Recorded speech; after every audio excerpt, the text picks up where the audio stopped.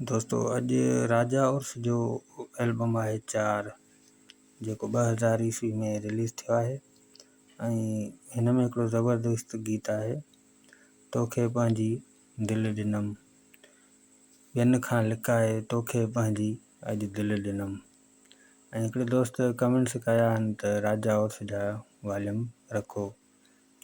पोइ राजा उर्स जा एतिरा वॉल्यूम न आहिनि, जेके आहिनि उन्हनि जे बारे में ज़रूरु ॿुधाईंदासीं तव्हांखे।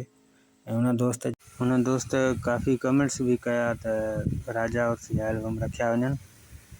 बिल्कुलु रखंदासीं, जेके अवेलेबल हूंदा उहे रखंदासीं। ऐं ॿिए हिकिड़े दोस्त कमेंट्स कई त अख्तियार अली डायो जी, अदा बिल्कुलु अख्तियार अली डायो जा एल्बम ठाहे रखंदासीं बिल्कुलु। ऐं तव्हांखे ॿुधायूं त राजा उर्स जा मारवाड़ी एल्बम, सिंधी एल्बम तमामु घणा मशहूरु फेमस थियल आहिनि। ऐं उन खां बाद ही तव्हांजे लाइ ही कमु इहो रखियो आहे त जीअं दोस्त जेके यूट्यूब ते ॻोल्हींदा रहनि था,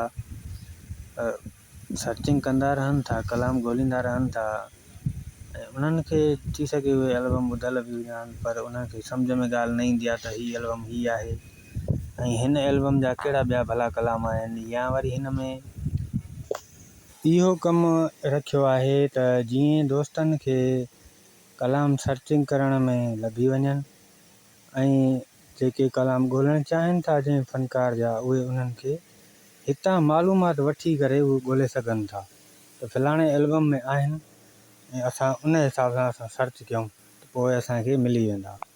कमु इहो रखियो आहे, काफ़ी दोस्तनि पसंदि कयो आहे, काफ़ी दोस्तनि कमेंट्स कया आहिनि त तव्हांजो कमु सही आहे, बिल्कुलु ठीकु आहे, रखंदा अचो। पोइ इन करे असां इहो कमु रखियो आहे। ऐं उन में तव्हांखे एल्बम ॿुधायो वेंदो ऐं एल्बम कहिड़े साल में आयो आहे उहो साल बि ॿुधायो वेंदो ऐं उन एल्बम जा जेके गीत आहिनि उहे ॿुधाया वेंदा ऐं गीतनि में जेके शाइर आहिनि उहे शाइरनि जा नाला तव्हांखे ॿुधाया वेंदा। सिर्फ़ु इहो कमु रखियलु आहे, गाना वाना सिस्टम न आहे, सिर्फ़ु इंफॉर्मेशन फॉर वीडियो।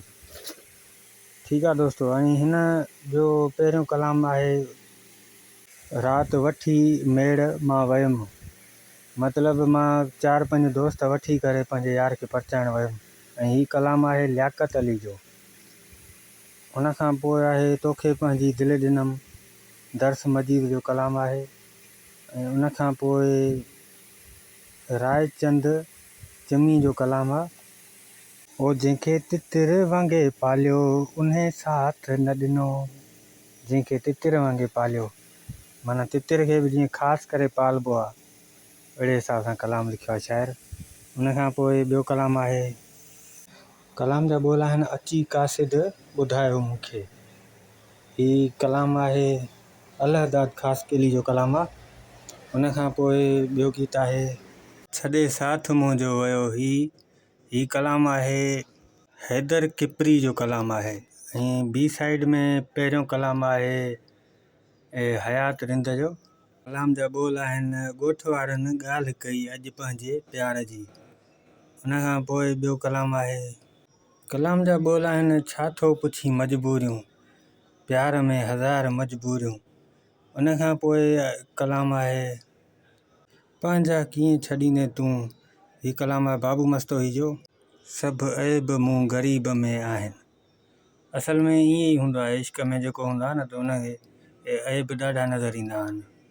ऐं उन खां पोइ आख़िरी गीत आहे अॼु मोराणे ते मींहुं पियो, ऐं हीउ कलाम आहे यूसुफ लाशारी जो कलाम आहे। ऐं उमेदु आहे तव्हांखे वीडियो पसंदि आयो हूंदो। जे पसंदि आयो हुजे त लाइक ज़रूरु करे छॾींदा, चैनल खे बि सब्सक्राइब करे छॾींदा ऐं पंहिंजे दोस्तनि ताईं शेयर ज़रूरु कंदा त जीअं उन्हनि खे बि मालूमात पवे ऐं उन्हनि खे बि हिन शइ जी ख़बर पए।